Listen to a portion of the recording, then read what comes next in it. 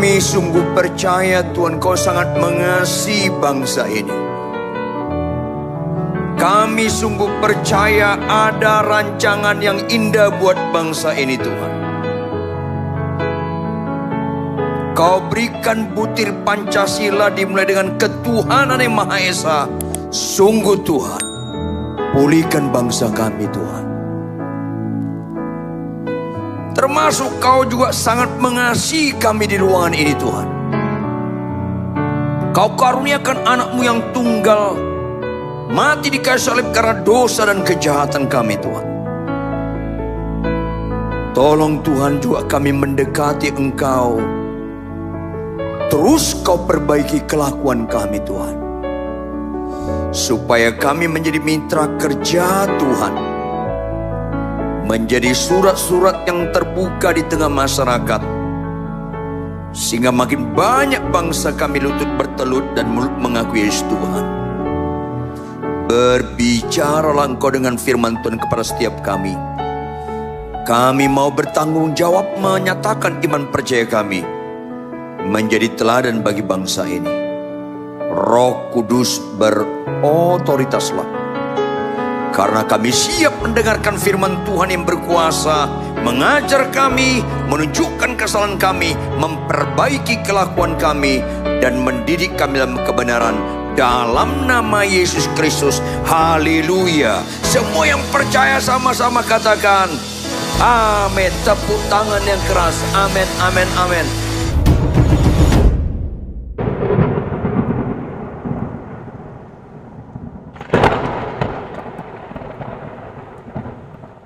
Silakan duduk, shalom. Shalom. Tuhan baik, amin. Tema kita hari ini, iman yang sejati membawa kepada kemerdekaan sejati. Ulangi apa tema kita? Iman sejati membawa kita kepada kemerdekaan sejati. Tapi tahu nggak Bapak Ibu jemaat sekalian? Mayoritas orang Kristen gak suka iman sejati. Sukanya iman lain tanpa sadar. Mari kita buka Alkitab kita, Galatia pasal 1. Ayat 6 sampai 10. Kita baca dengan cermat. Situasi yang sama terjadi pada jemaat Galatia. Juga terjadi pada jemaat Roma. Akhirnya banyak orang suka Injil lain, bukan Injil yang sejati. Saya ajak kita membacanya bergantian. Saya baca ayat 6, saudara baca ayat 7, terus bergantian. Ayat terakhir ayat 10 kita bersama-sama. Sama-sama katakan amin. Aku heran bahwa kamu begitu lekas berbalik daripada Dia yang oleh kasih karunia Kristus telah memanggil kamu dan mengikuti suatu Injil lain. Lanjut.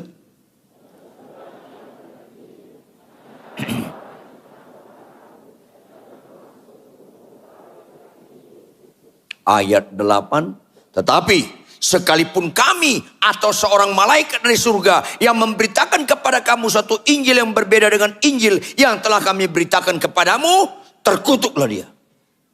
Lanjut ayat 9.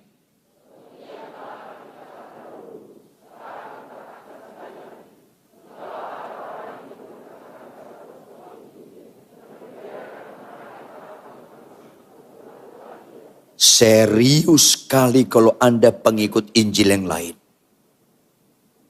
Bobotnya, terkutuklah dia.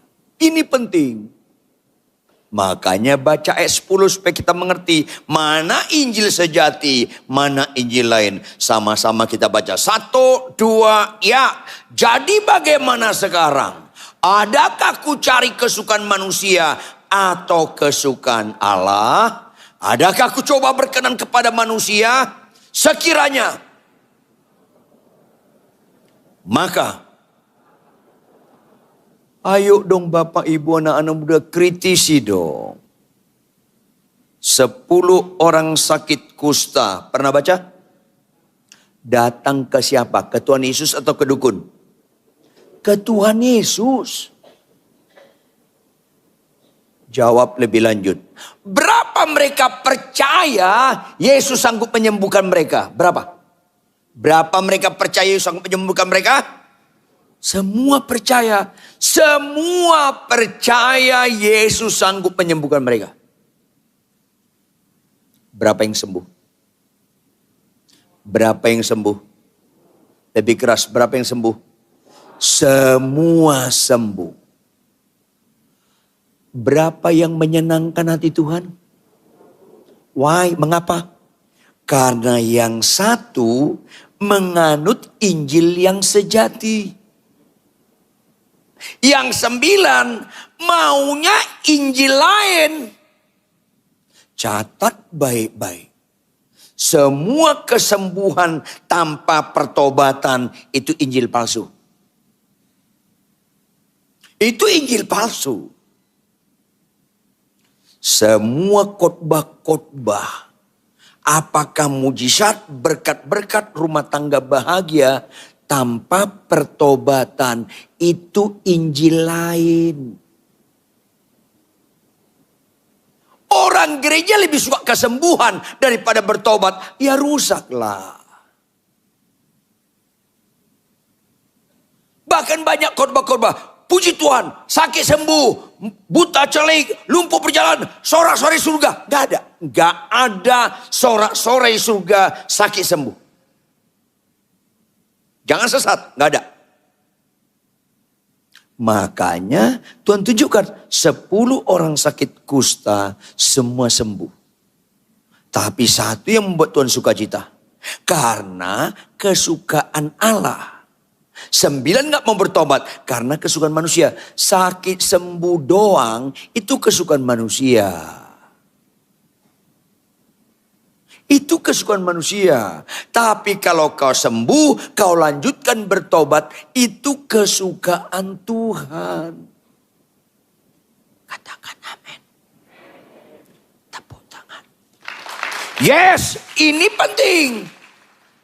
Apa setelah tepuk tangan? Bertobat loh. Karena tepuk tangan tanpa pertobatan, innalillahi. Ini masalahnya. Jujur jemaat sekalian. Orang Kristen suka gak kesembuhan? Agama lain suka gak kesembuhan? Penjahat suka gak kesembuhan? Berarti kesembuhan masih selera rendah. Kesembuhan juga selera penjahat. Yang penjahat lihat saya. Ayolah. Karena penjahat pun suka. Jawab. Ada enggak perintah Tuhan jika ditampar pipi kiri kasih pipi kanan? Ada enggak? Ada enggak? Ada enggak perintah Tuhan kasihlah musuhmu? Ada enggak perintahkan Tuhan kalahkan kejahatan dengan kebaikan? Ada enggak? Jawab, penjahat suka enggak itu? Penjahat suka enggak? Enggak. Enggak suka kasihlah musuhmu. Jika tampar pipi kiri, enggak suka penjahat. Agama lain suka enggak?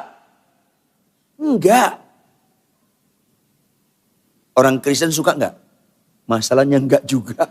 Enggak juga. Injil palsu semua. Injil palsu. Kalau Anda suka kesembuhan, enggak suka mengasihi musuh. Makanya bersyukurlah Anda sebelum meninggal dengar khotbah hari ini. Supaya kalau tahun depan kau meninggal agak beres hidupku itu. Ngelawan muka lu. Sakit sembuh gak ada istimewanya. Pertanyaan, boleh gak doa kesembuhan? Ya boleh. Kalau ada orang bilang pendeta Rituan Huta Barat itu anti kesembuhan, orang itu gak kenal saya. Saya latar belakangnya sadis dan kejam.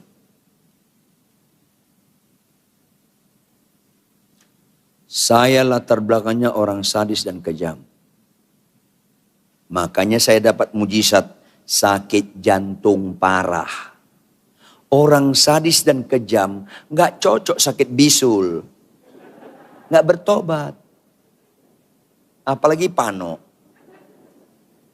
Orang sadis dan kejam paling cocok sakit jantung parah. Saya opname di rumah sakit Cipto 6 bulan 23 hari. Oh, nama 6 bulan 23 hari. Jangankan duduk, miringkan badan aja nggak bisa. Berat saya 32 kilogram. Siapa mau langsing, sakit jantung lah. Darah tinggi saya 230/40.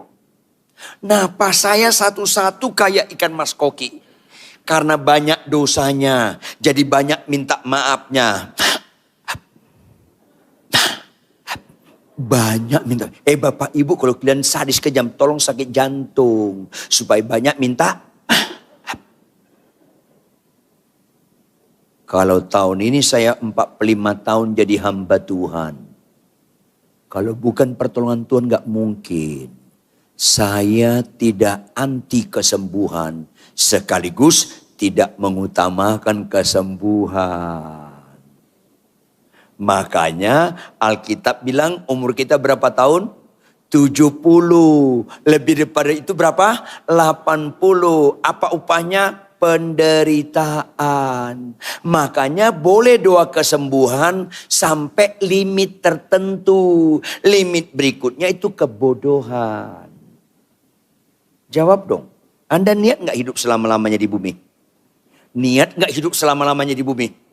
Niat masuk surga gak? Ya niat matilah. Ada apa Kristen ini? Kok pembodohan masif lu sukai? Makanya ketika saya mimpin seminar kesembuhan ilahi di kalangan para pendeta dan dosen teologi, bukan jemaat biasa, di kalangan para pendeta dan 4 sesi, 2 sesi istirahat, coffee time. Lagi istirahat ada pendeta sangat muda datang ke saya. Pak Ridwan, baru kali ini saya dapat materi tentang kesembuhan ilahi. Oh puji Tuhan, puji Tuhan. Jadi gimana? Saya mau tanya Pak Ridwan, apa itu?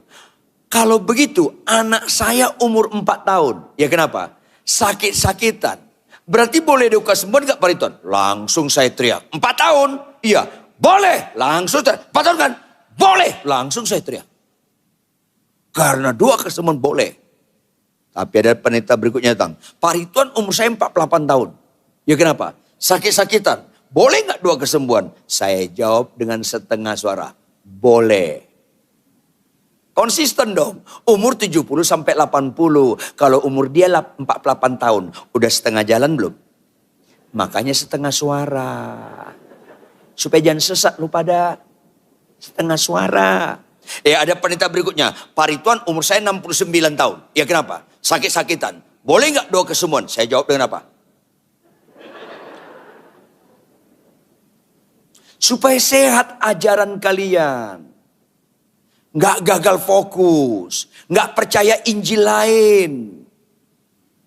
Ada pendeta yang emeritus. Tahu emeritus nggak? Pendeta yang pensiun. Pak Pendeta, umur saya 84. Ya kenapa Pak? Kenapa? Sakit-sakitan. Boleh nggak doa kesembuhan? Siap-siap take off lah. Take off lah. Take off lah. Jawab dong, kalau Anda naik pesawat ke Singapura, maunya pesawatnya on time atau delay? Kalau delay kesel nggak? Kalau delay 2 kali?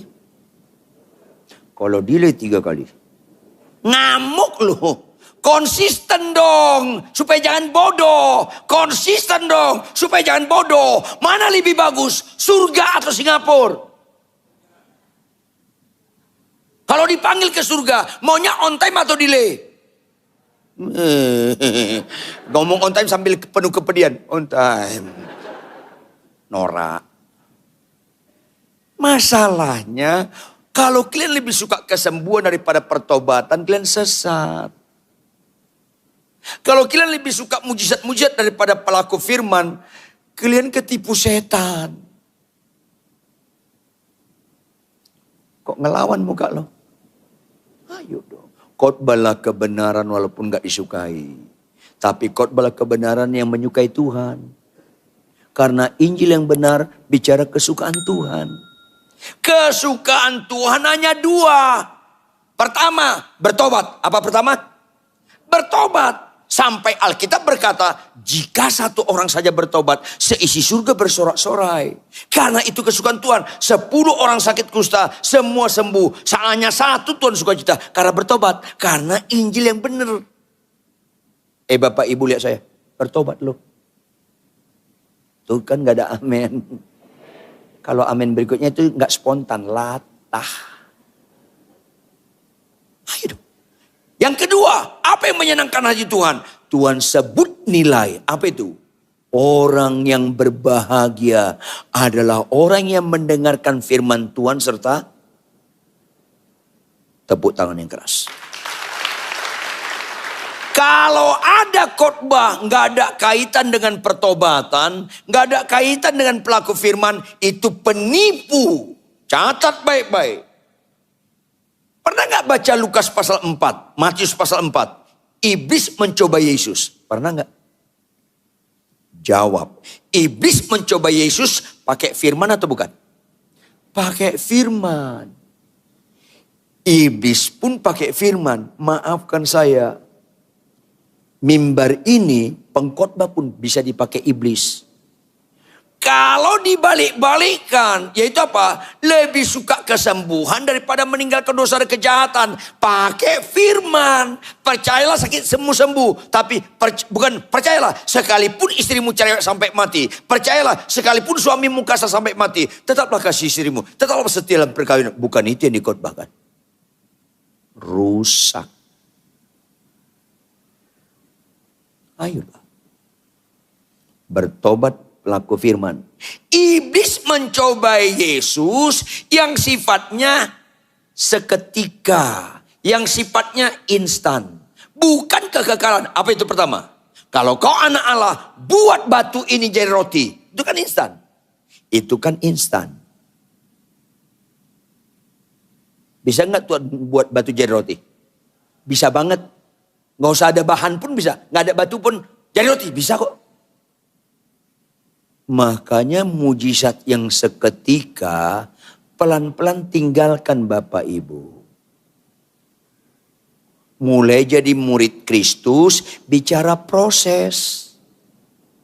Buka Markus 1:42. Markus 1:42. Baca dengan cermat.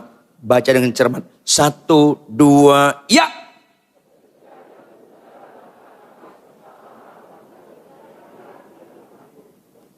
Konsentrasi.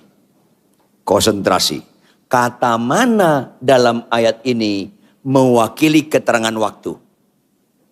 Seketika. Apa arti seketika? Gampang.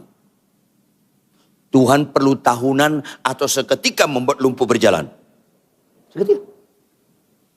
Tuhan membuat Lazarus bangkit seketika atau tahunan? Seketika. Kalau fokus ini, kalian akan sesat.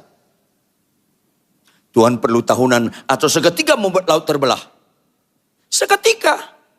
Artinya gampang. Artinya gak ada unsur kekekalannya. Semua mujizat seketika gak ada unsur kekekalannya. Jangan ditipu setan, Glenn.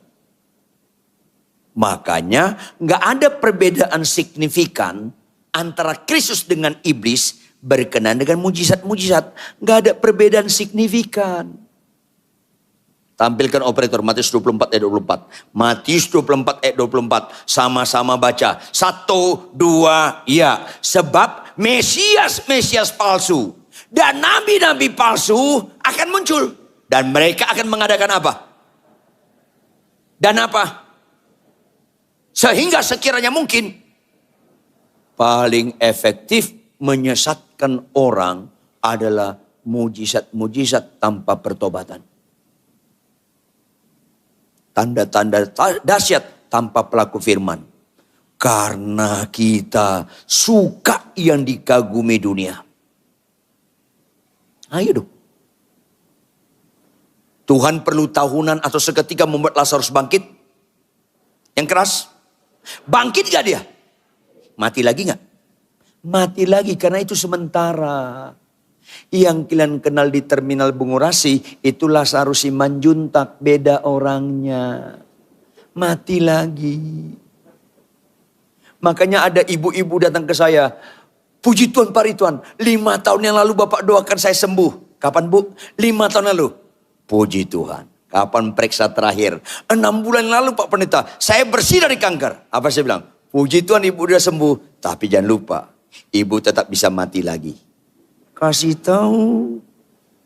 Kesembuhan gak pernah menunda, gak pernah membatalkan kematian. Siapa yang pernah sakit sembuh? Siapa yang pernah sakit sembuh? Saya kasih tahu, kau tetap mati lagi.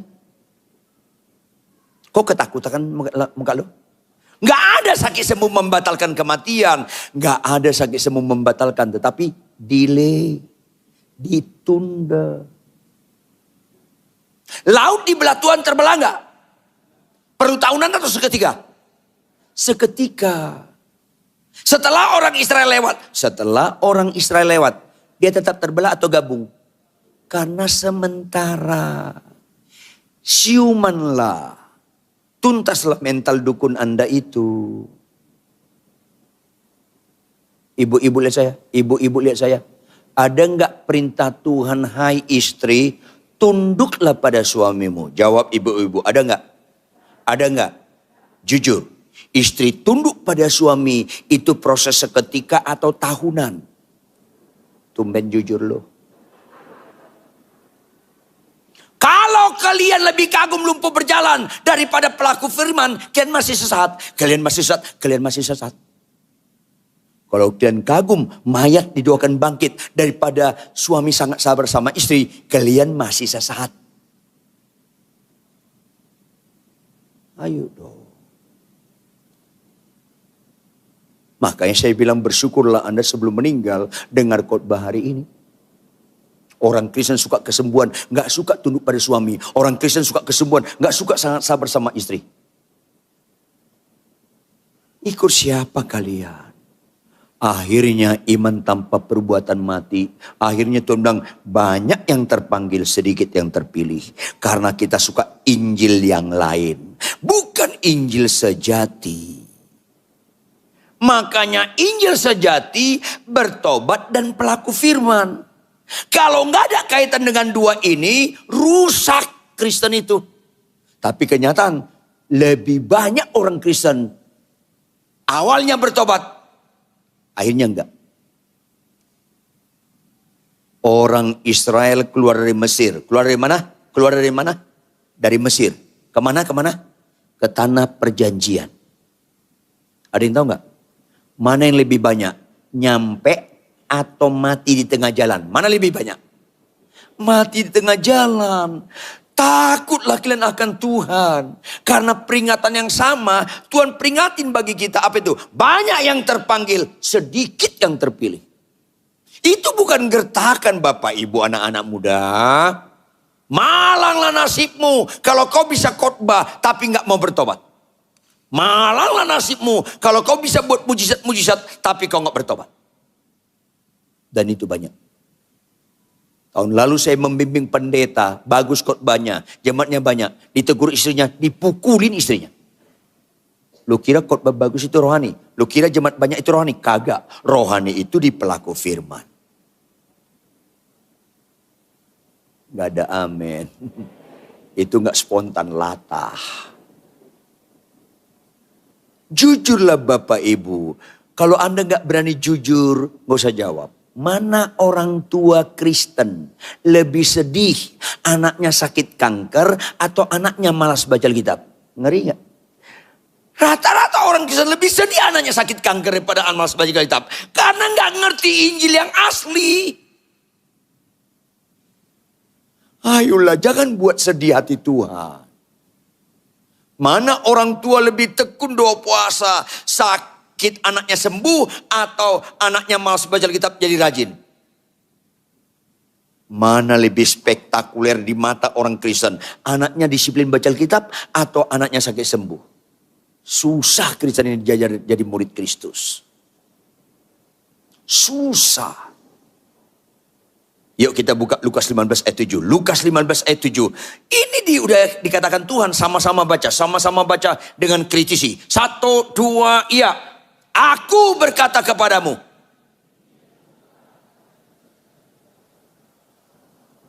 Lebih daripada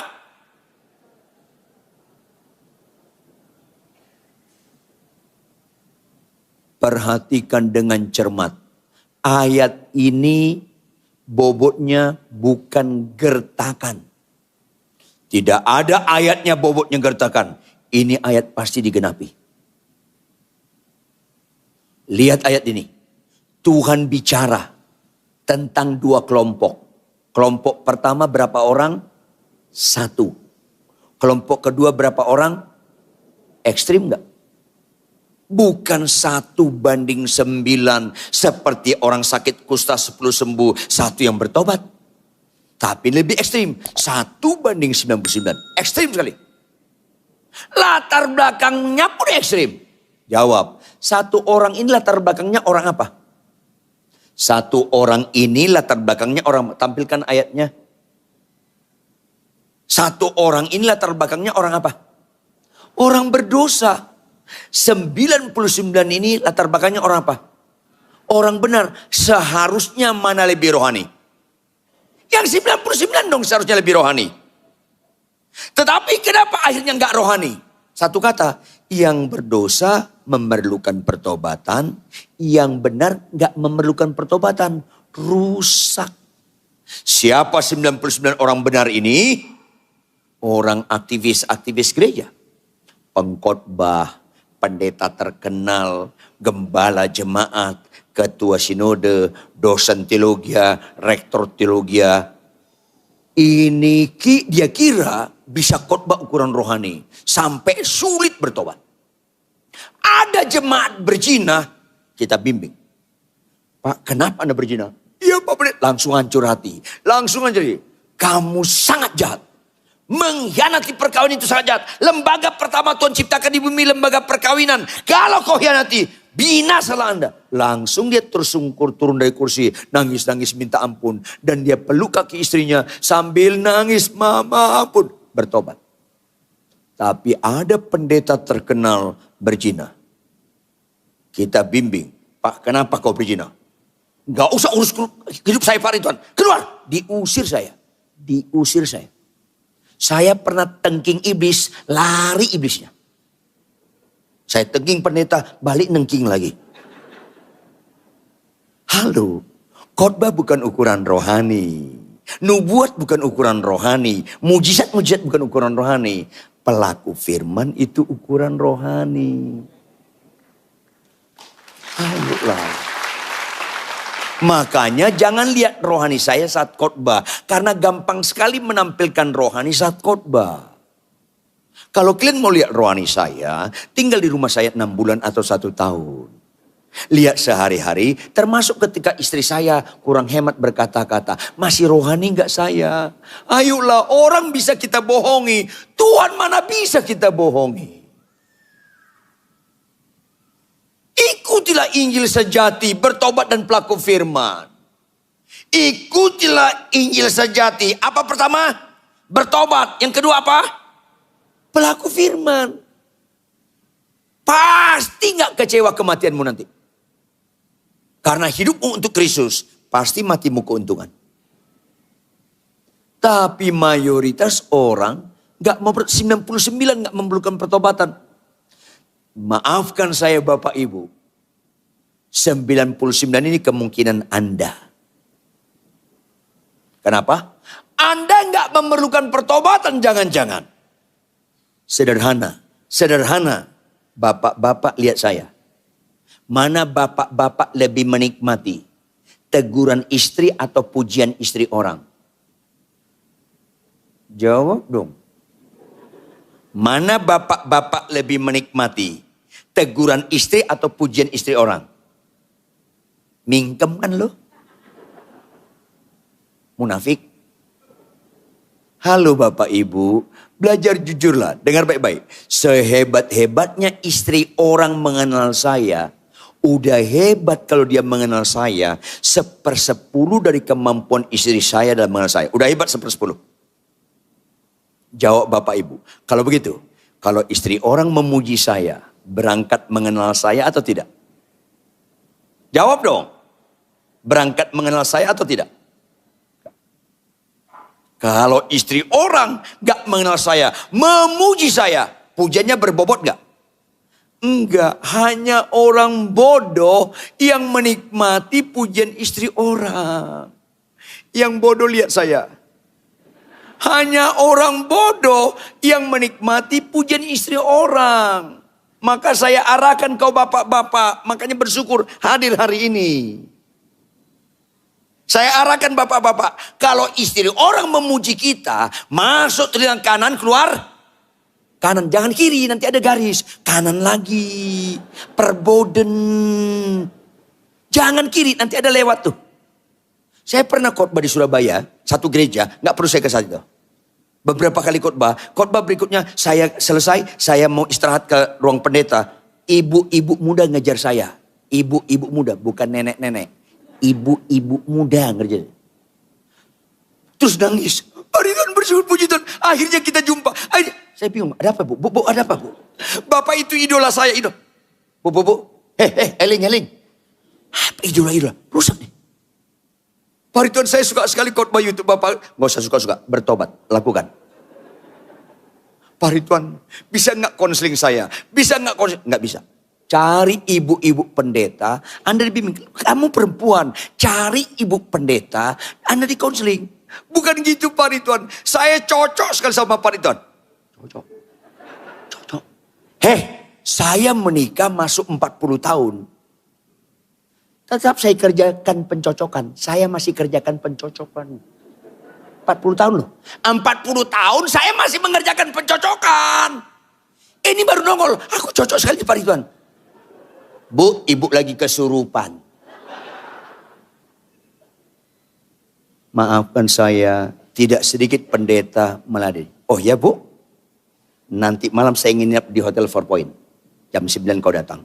Rusak lo. Yang rusak lihat saya. Rusak lo. Jangan senang dulu kau ibu-ibu. Sama lo juga ibu-ibu. Kalau kau ibu-ibu lebih menikmati pujian suami orang daripada teguran suamimu, kau kesurupan. Dengar bapak ibu, ada nggak manusia di bumi ini, sehebat istri saya dan mengenal saya? Ada nggak? Nggak ada. Percaya nggak ada? Kami mau masuk 40-an tahun menikah. Adik kakak saya pun kalah. Jawab bapak ibu, kalau istri saya menegur saya, berangkat mengenal saya atau tidak? Ayolah, hanya orang bodoh tidak mau menikmati teguran pasangan. Karena kita mungkin gak membutuhkan pertobatan. Itu kan gak ada amin kan? Latah gak spontan. Ayolah, pulang dari tempat ini. Kalau suamimu menegur, bertobatlah. Pulang ke tempat ini. Kalau istrimu tegur, bertobatlah. Pulang ke tempat ini. Kalau pasangan orang memuji kau, mentahkanlah. Baru Kristen. Kok ngelawan muka lu? Ayolah, khotbah itu yang begini. Bukan soal sakit sembuh. Makanya pelaku firman itu gak bisa instan. Istri tunduk pada suami sangat sabar sama istri. Itu proses tahunan. Yang kayak gitu kau gak kagum. Padahal Tuhan kagum. Setelah bertobat, orang yang berbahagia adalah orang yang mendengarkan firman Tuhan serta itu nilai tepuk tangan yang keras. Yes. Makanya kita buka 2 Timotius 3 ayat 16. 2 Timotius 3 ayat 16. Sama-sama baca 2 Timotius 3 ayat 16. 1, 2, ya. Segala tulisan yang diilhamkan Allah memang bermanfaat untuk apa? Pertama, mengajar. Yang kedua apa? Yang ketiga apa? Yang keempat apa? Ini mujizat. Lebih daripada sakit sembuh. Makanya jahat sekali orang mengarahkan firman sekedar sakit sembuh. Jahat sekali orang khotbah mengarahkan firman sekedar sakit sembuh. Padahal firman bermanfaat untuk mengajar, untuk menunjukkan kesalahan supaya kita bertobat dan diperbaiki kelakuan kita. Orang Kristen yang benar gak mungkin cerai. Kenapa gak mungkin cerai? Karena pasangan saya menikah dengan orang yang terus diperbaiki kelakuannya. Maka yang benar, pernikahan orang Kristen makin lama makin bahagia. Kalau gak, ngawur lu semua. Catat bebek, ngawur. Kalau pernikahan kalian makin lama makin gak bahagia, kalian penganut Injil palsu. Kalau kalian penganut Injil yang benar, Injil yang sejati, saya makin sabar, makin rendah hati, ya bahagialah pasangan saya. Makanya benar kata Tuhan, apa ini dipertemukan oleh Allah?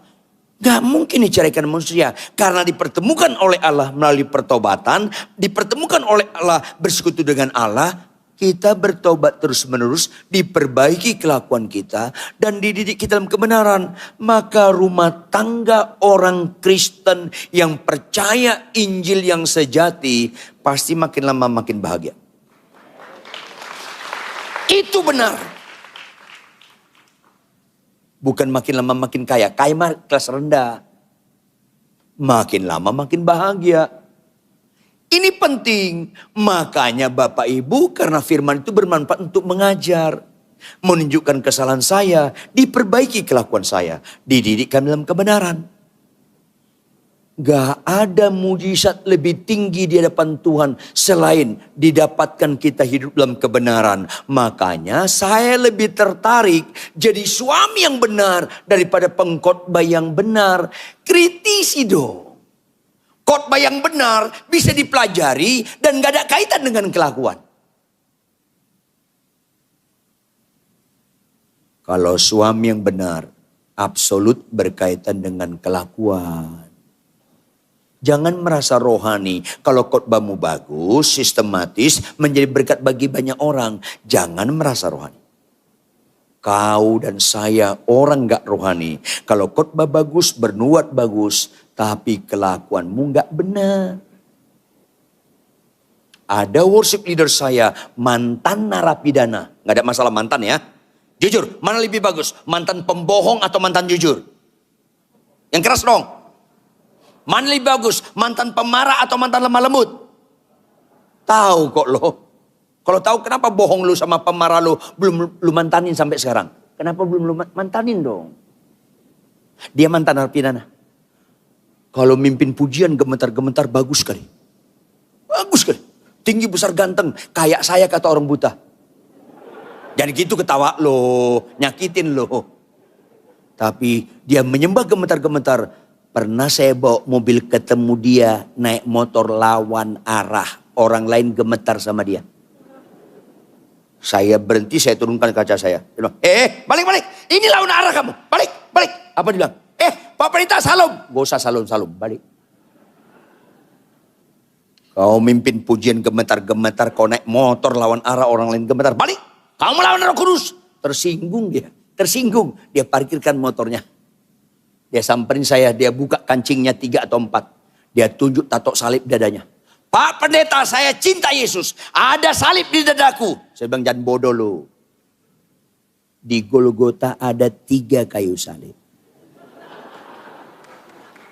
Yang lu pakai ini sebelah kiri Yesus punya. Karena gak bertobat lo. Ibu-ibu lihat saya. Kau pakai kalung salib. Gak tentu kau rohani, belum tentu kau rohani.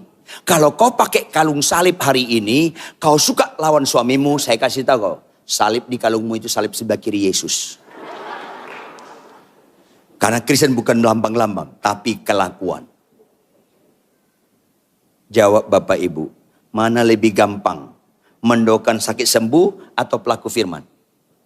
Sakit sembuh. Mana lebih gampang? Panen jagung atau panen jati? Jagung berapa lama? 3 bulan. Jati berapa lama? Saya pernah membina pengusaha jati di Jepara. Namanya Pak Harun. Pak Harun cari jati yang bagus gimana? Apa dia bilang? Pak Ridwan jangan sekali-kali terima jati di tanah yang subur. Kaget saya. Loh kenapa? Jati yang subur Pak Pendeta. Kalau di subur di Jawa Barat misalnya. Ditanam cepat sekali besar. Kepadatan kayunya nggak solid.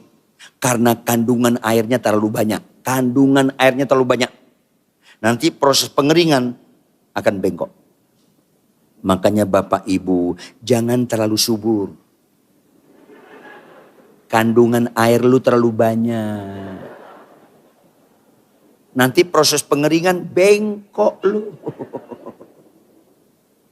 Jadi gimana Pak Harun? Cari jati di tanah kurang subur. Orang Kristen jauh lebih cocok mengalami kesulitan daripada kenyamanan. Mana lebih nyaman? Naik mobil lewat tol atau lewat kampung? Lebih banyak mana korban kematian? Tol atau jalan kampung? Makanya cepat mati lu.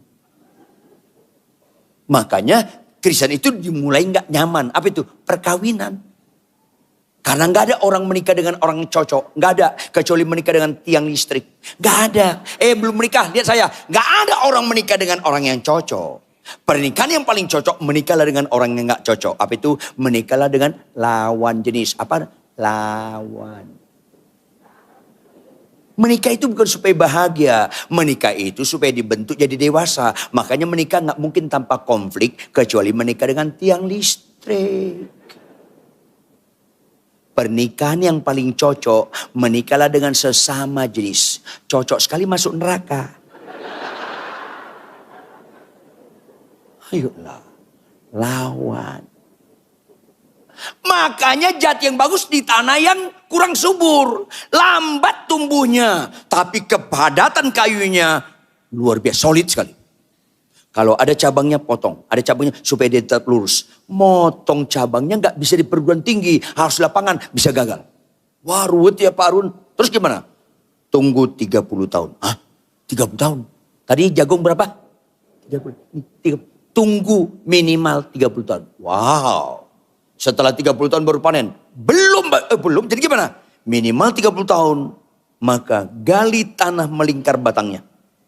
Untuk apa Pak Harun? Cari akarnya. Potong-potong, matikan dia. Setelah mati baru panen. Belum. Loh, jadi gimana? Biarkan di situ dia mati 2-3 tahun. Panenlah, lelang ke Bremen kemana di Jerman. Minimal 1 batang harganya 1 miliar. Minimal.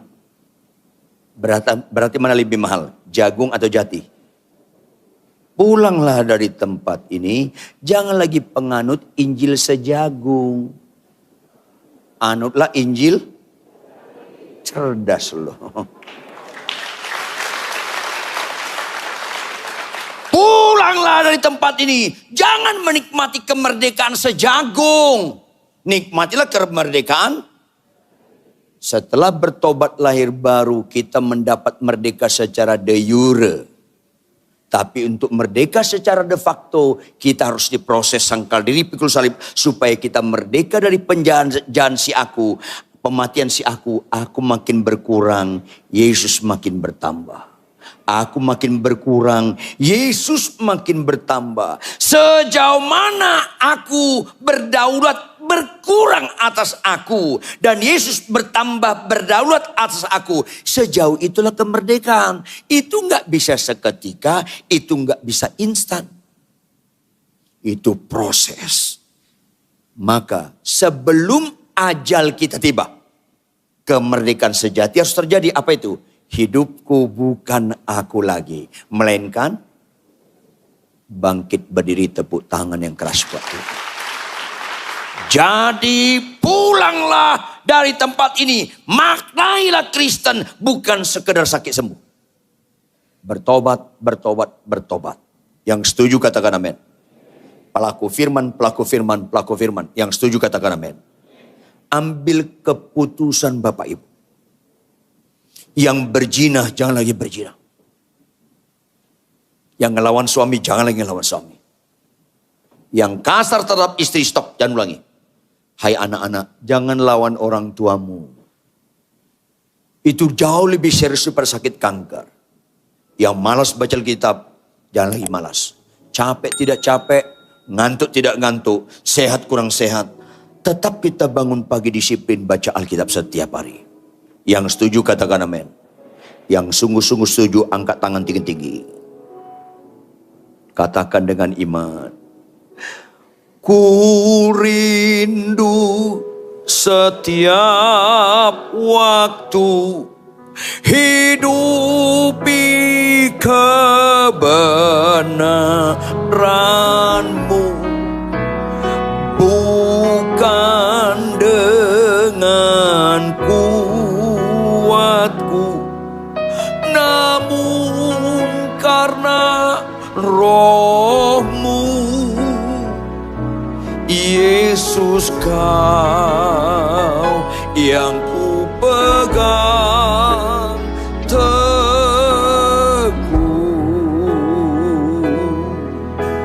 Oh, Engkaulah Tuhan, Engkaulah Raja, berdaulat atas hidupku. Ku berserah penuh. Katakan sekali lagi dengan iman. Amin. Ku rindu setiap waktu, hidupi kebenaran-Mu, bukan dengan kuatku, namun karena Roh-Mu. Yesus, Kau yang ku pegang teguh. Angkat tanganmu tinggi-tinggi, katakan penuh. Engkaulah Tuhan, Engkaulah Amin. Amin. Tolong Tuhan, tolong kami. Amin Tuhan.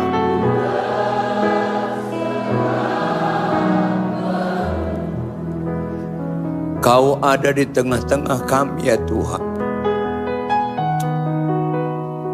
Ampuni kami kalau selalu kami katakan pada diri kami, kehendakku yang jadi, jangan kehendak Tuhan yang jadi.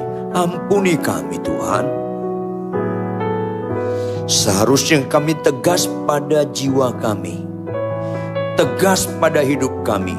Hai jiwaku, pujilah Tuhan. Jangan kehendakku yang jadi Bapa, tapi kehendak-Mu yang jadi. Apapun konflik rumah tangga Anda Bapak Ibu, separah apapun orang menyakiti hatimu, tetaplah Tuhan berdaulat atas diri kita. Jangan kehendakku yang jadi Bapa, kehendak-Mu yang jadi. Karena Kristen sekedar sakit sembuh itu tidak menyelamatkan Bapak Ibu. Kristen sekedar berlimpah harta itu sama sekali tidak menyelamatkan. Kristen itu harus bertobat, dan Kristen itu harus pelaku firman Tuhan. Sekali lagi yang setuju katakan amin. Dengarkanlah umat-Mu mengatakan amin ya Tuhan. Follow up lah mereka semua Tuhan. Jika ada dosa dan kejahatan kami, ditegur secara langsung atau tidak langsung. Ampuni, ampuni, ampuni kami semua. Tidak terkecuali, ampuni kami Tuhan. Dan jangan kami ulangi dosa-dosa kami lagi. Sebaliknya Roh Kudus, Roh kebenaran, Roh penolong, follow up lah kami semua. Supaya kami mengimplementasikan kebenaran firman Tuhan. Proses aku makin berkurang, Yesus makin bertambah.